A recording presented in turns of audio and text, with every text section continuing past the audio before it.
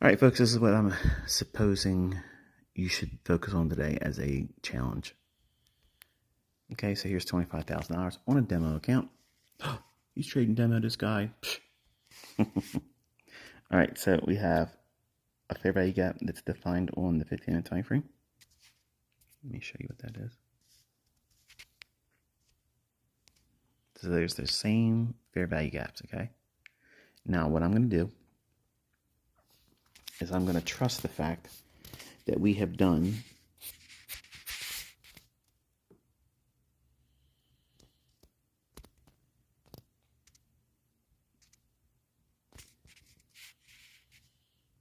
there you go, I'm looking for my drawing instrument.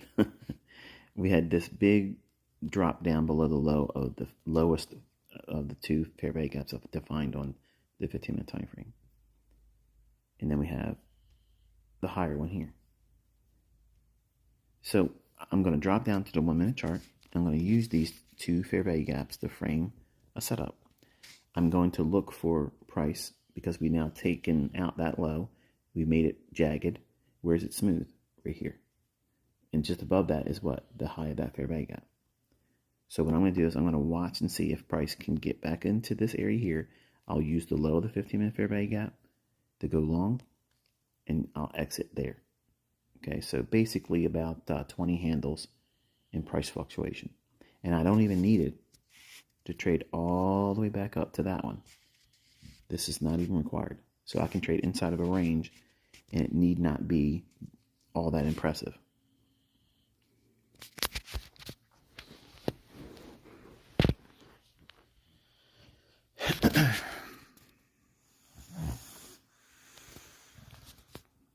Snoring puppies, always when I'm recording.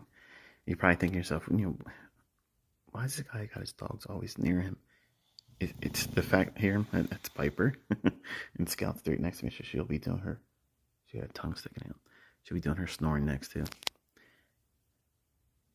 So now think about it in terms of turtle soup. Okay, sell side below here is now being absorbed and engaged right there. Doesn't mean it can't go a little bit lower than that. This means that in my mind, I'm seeing that as they have now taken this liquidity. These sell stops are being engaged. Now, normally I would just go long on the basis of that. But using this context of looking for 15-minute fair value gaps and defining the range between two close proximity fair value gaps and using it as a basis for high frequency trading, we're going to wait for price to trade back above that low, and more specifically to that 15-minute fair value gap low, which 21,214.75 is. And then I'll go long there, and I'll target the 21,236 even level. Okay. And for the sake of completeness, I'll show you again what that fair value gap is. It's this. 2 p.m. May 30th, 2025. The range is that candle's high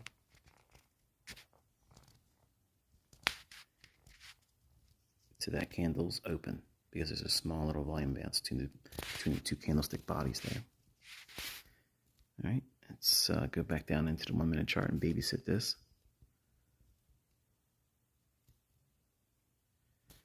So far, it looks pretty good. Looks pretty good. Okay, so my entire canvas as Bob Ross, the trader today, is this 15-minute fair value gap, high to low. So my entire range of opportunity is defined between these two price points. Right there. That's all I'm looking at. That's not complicated. Very, very simple. And I'm adding to it the idea that we have just recently taken sell side below 210. And I'm waiting for price to get right back into that 21,214.75 level. You'll also note that because that level is the beginning point, what else could I use to help frame that? Well, over time, you'll start noticing that you'll see this fair value gap. That should act as what? Inversion. So trading up, up into it, I can accumulate a long position, targeting that, and more specifically, to the high of the fair value gap on the 15-minute time frame.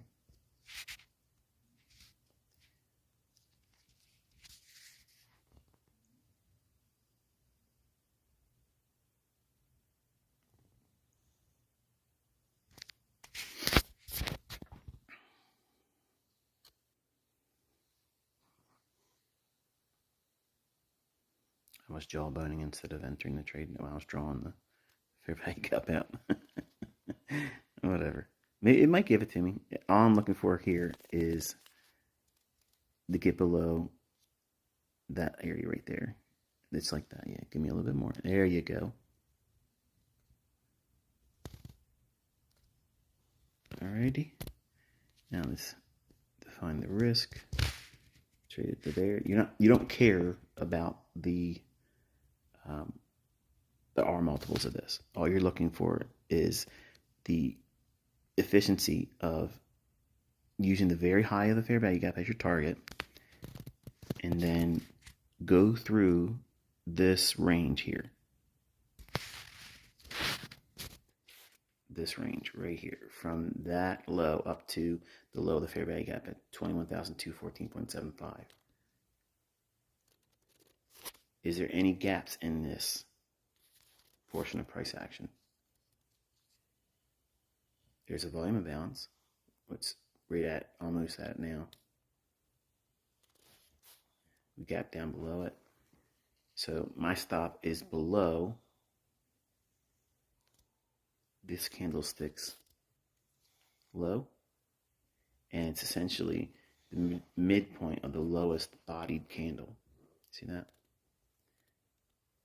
It doesn't need to be a big R multiple. It doesn't have to be like 3 to 1. It doesn't have to be 2 to 1. You're teaching yourself to use the logic of high frequency trading nodes between 15-minute fair value gap levels to subsequent higher or lower fair value gap.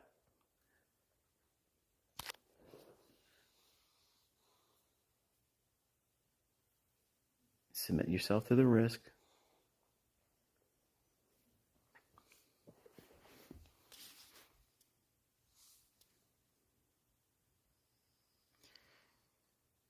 Having a base model framework and foundation like this is not building precision. It's building continuity and consistency in looking for setups. Over time, once you start submitting yourself to this and saying, okay, there is price fluctuations that take place between the low, the high, the consequent encroachment, the high down to the low. These fluctuations take place all day long, but you've never noticed them because you've never been prompted to look at it.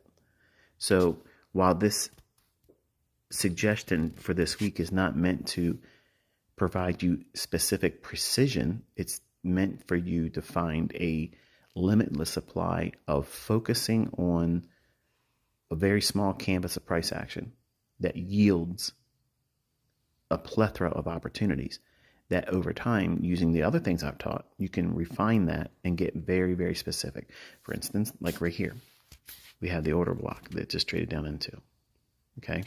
Because I'm teaching you to try to use the low of a fair value gap. And then if this was large enough to get to this level here, consequent encroachment, let's say, like for instance, say that was 40 handles. There's nothing wrong with that being your entire trade and not even trading up to the high of the fair value gap. You see what I'm saying? So you can make this as big or small as you want it to be. The control is in your hands. That's the beauty of using price action. You can structure the entirety of your model to suit you. But I gave you the context of using only one contract. You're not demanding precision. You're looking and studying how price moves from one discount to premium range, that transition or traveling from one band of discount to one band of premium. This fluctuation between those two price points, that's what I'm teaching you to look for, because you're going to find that they form so many times intraday in one session. They form multiple times over the course of a week. And when you get comfortable with knowing that those types of setups are always there, you're not going to fear missing a move. You're not going to be greedy. You're not going to be fearing this is the only trade I'm going to find today. This is the only trade I'm going to find this week. You know, I'm watching these other people and they're making this much money and they're this, they're that. Stop doing that. Stop doing that. Put your nose down into the charts. And now, because I give you this, it gives you a very small little canvas. The only thing you're worried about, not that I should be using the word worry, but let's keep it in constructs of what it is for a new trader. You're worrying. You have anxiety. And the way you combat any form of anxiety is stop trying to live up to everyone else's expectations of what you should be doing or should not be doing. If you never invite anybody outside yourself to what it is that you're doing as a trader, or what you're testing or what you're developing or working with as a model, learning to trust, you'll never have the anxiety. You'll never have that anxiety. If you never share with your coworkers, your family members, the people online, what it is that you're trying to do, they'll never have the opportunity to talk you out of it or make you feel like you're not doing enough or you're not progressing at an optimal or reasonable state of progress. This whole idea is for you to look at these reoccurring price fluctuations, and they need not be extrapolated. You can use, like for instance, this fair value gap here, I'm using it because it's essentially 20 handles. 20 handles to me is the minimum threshold before I even consider taking a trade. Now I can use smaller ranges, but for me personally, my personal tastes and the way I value my time over price action is I'm not willing to take a trade that I can't at least make 20 handles on. I could do a whole lot less, but for me, it doesn't make any sense for me to assume any kind of monetary risk or spend any time on anything less than 20 handles. And the way I'm telling you that I'm framing it on the basis of 20 handles is because from the low at 21,214 up to 21,236, that's basically 20 handles. It's a little bit more, but it's basically 20 handles. So all I'm teaching you to do is get comfortable with the idea of looking for 15-minute fair value gaps to define a very specific range that you can trade in, and drop down to a 1-minute chart, and you'll see over and over and over again so many opportunities and trades. Now, see what we've done? We've taken out that low with all this movement here. So all those sell stops have been accumulated. Now, where would smart money want to unload or offset those purchased sell stops? Well, look at this. That's where the buy stops are. And wouldn't you know it, what's convenient? The high of the fair value gap on the 15-minute time frame at 21,236 right here. And that's where my limit order is. So beyond the measure of where the buy stops would be sitting, there's layered buy stops. Okay? And I only needed to trade to 21,236 and not a tick higher. I'm just aiming for that high of the fair value gap. My stop loss, once we get above, on a closing basis, the consequent encroachment, I'm watching that. Then I'll take the stop and I'll bring it up to like here. Okay? But all you're doing is you're training yourself to look for fluctuations that are high frequency trading in character. What they're doing is they're delivering price action over that range. That's all based on inefficiencies. It's not complicated. It's not complex. It's very, very simple. But you can take this idea of using 15-minute fair value gaps and executing on 1-minute charts, and you can make them extremely complex models. It doesn't mean complex in a sense that it's hard to trade. It just means that it's extremely precise and surgical. So see if we can get this candlestick to close above the consequent encroachment at 21,225.50. 2 seconds left. Bam. Thank you much. All right, there we go. Stop loss has been reduced a little bit. So now we're going to submit ourselves to whether or not it comes back down to the low and into that volume imbalance there. It's reasonable to see it do that. It's preferred that it doesn't. We want to see it go above these highs where there's minor buy side and then tag that 15-minute fair value gap high. And yeah, I already know some people are just buzzing right now. They can't wait to go on X and post this. This is ridiculous. First, he's trading with a demo account. Two, he's only looking at $365 as a profit. Yeah, and I thought like that. In 1995, when I was learning from my real first mentor, when he was talking about his systems, Larry Williams is who I'm referring to, by the way. He had lots of stats and very generic numbers that his trades, winning trades, would be anywhere between $375 a trade, or contract rather, to $500 to $600. And rarely was it larger than that. And I thought to myself, like, this is the guy that made $10,000 turn to $1.2 million. And I always phased that type of conversation about trading and what he was teaching there. I kind of like put blinders on and said, I'm not impressed by that.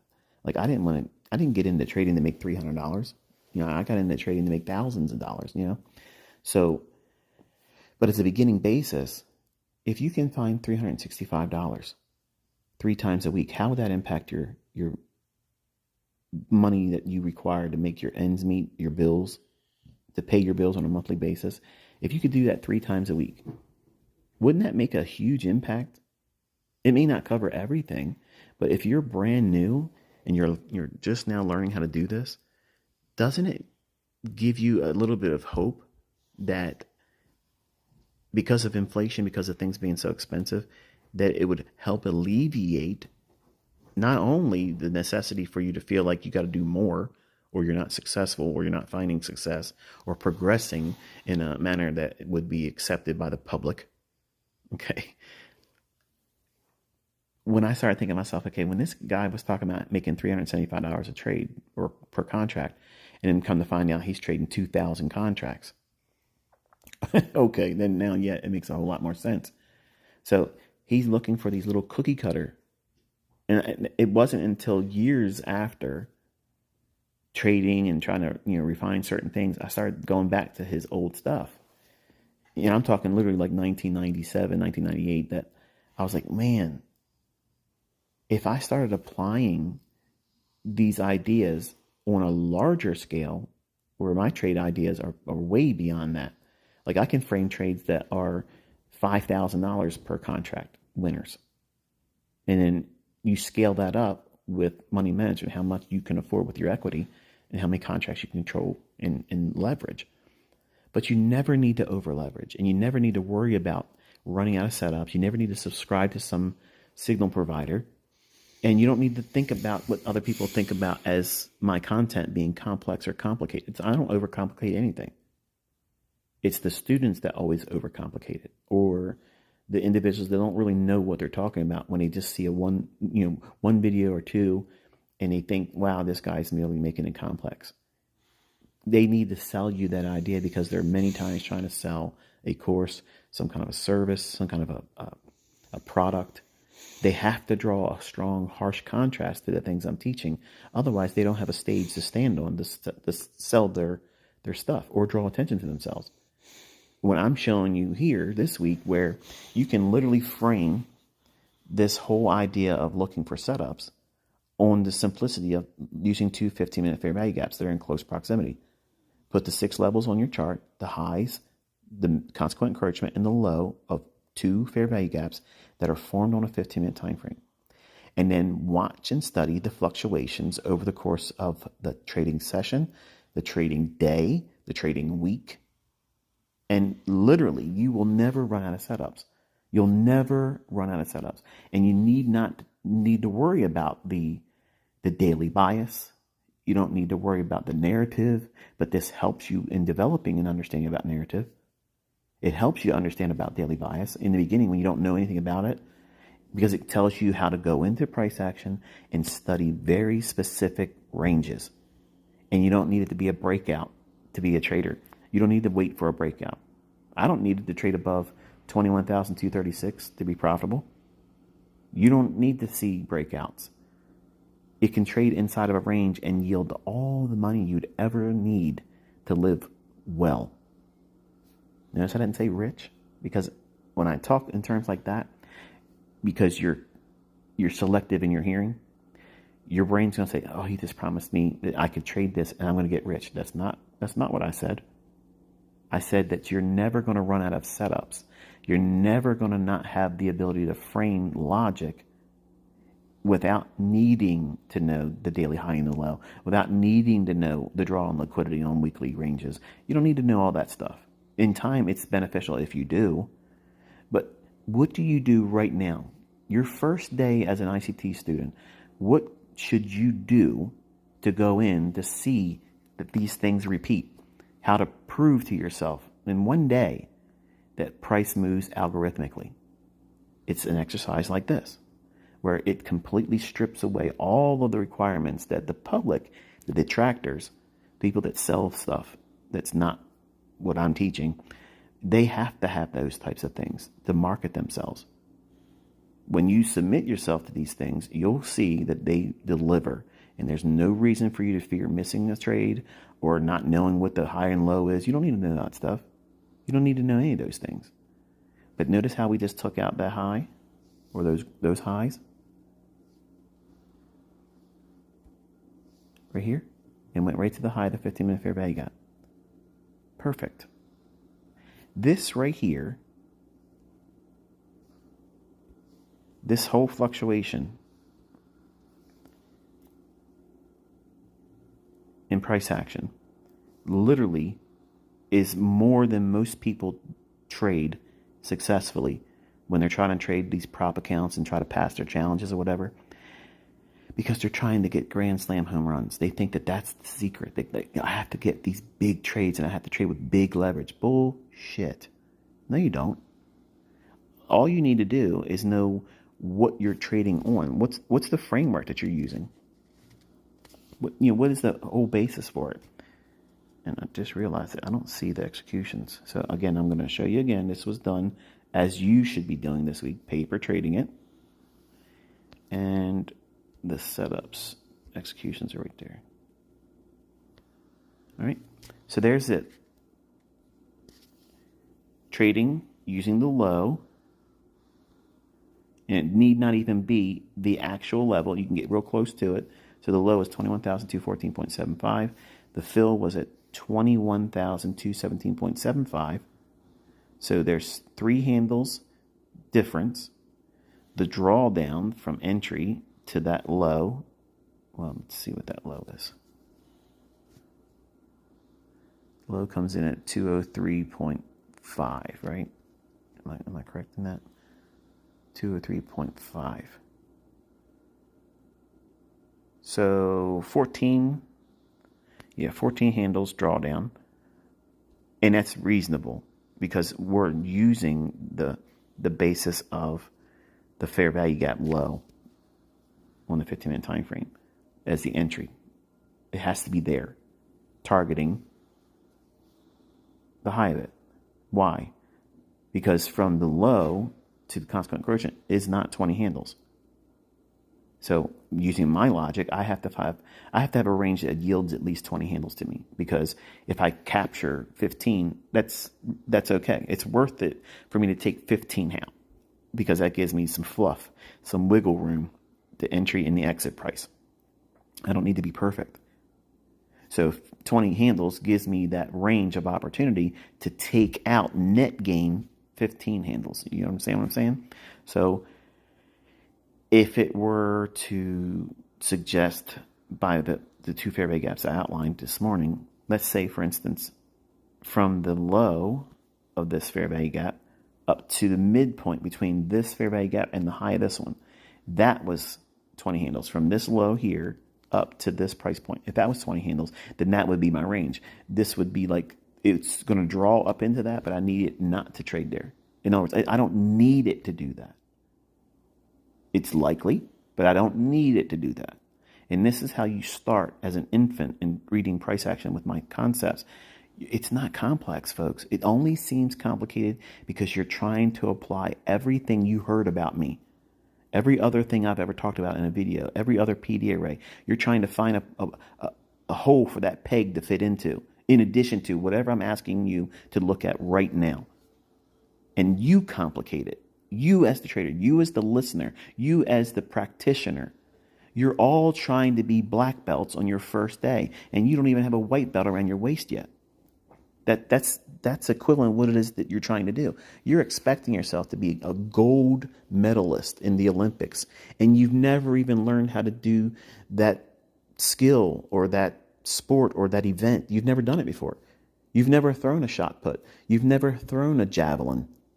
But you expect to walk out there in the Olympics and get the gold medal because you applied yourself and put your attention on it that given moment.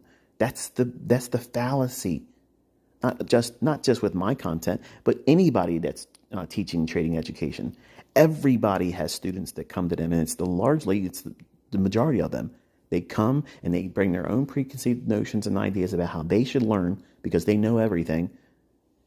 Coming to the teacher as a student, and they want to be the teacher. Teach me this way. Well, that supposes they understand the subject matter when they don't. And the subject matter is themselves. They have to first find themselves, discover where their weaknesses are, and prune all that stuff out and make themselves teachable first. Then by following rules and protocols and procedures, then they can start to flesh out a model, consistency, building encouragement, and seeing these repeating phenomena that take place over and over and over again. And when you identify what I'm showing you here this week, you're never going to run out of setups. You're never going to worry about the things that you're worrying about right now. All these arguments that people outside of our community make are completely moot when you start like this. You strip it down. As I taught it, you just take one PD array and you use it on the basis of premium to discount. And then what is the opposite end of the range you're looking for? And you don't need it to trade outside the range. That's one of the biggest lessons I taught when I was on Baby Pips. Trading inside the range. And you don't need it to trade outside the range. You don't need to be a breakout trader. Breakout trading is for neophytes. These are noob traders that are doing that because they don't know how to buy before the breakout. They don't know how to sell before the breakout because they don't know how to trade inside the range. The easiest way to learn how to trade inside of a range is what I'm showing you right here. This is exactly what I sat down with one-on-one teaching. This is what I made them do.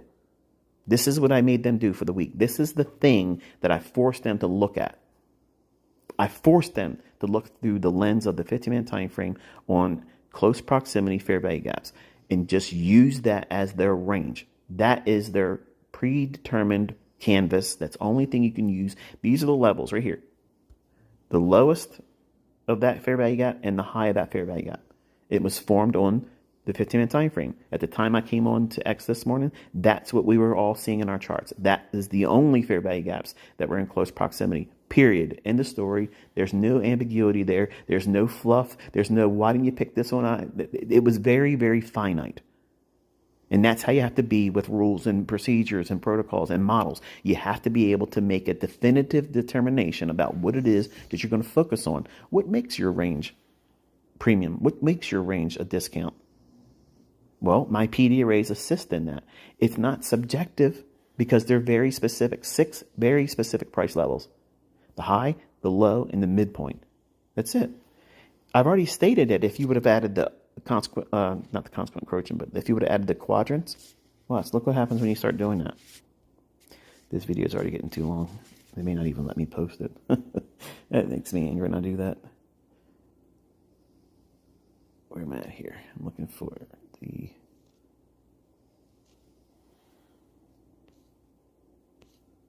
Why are my eyes not working right today?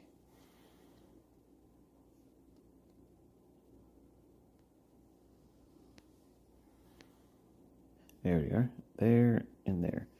Good grief. All right, so here's the lower quadrant. There. Look where it was used here. And look how it was used there. There. there.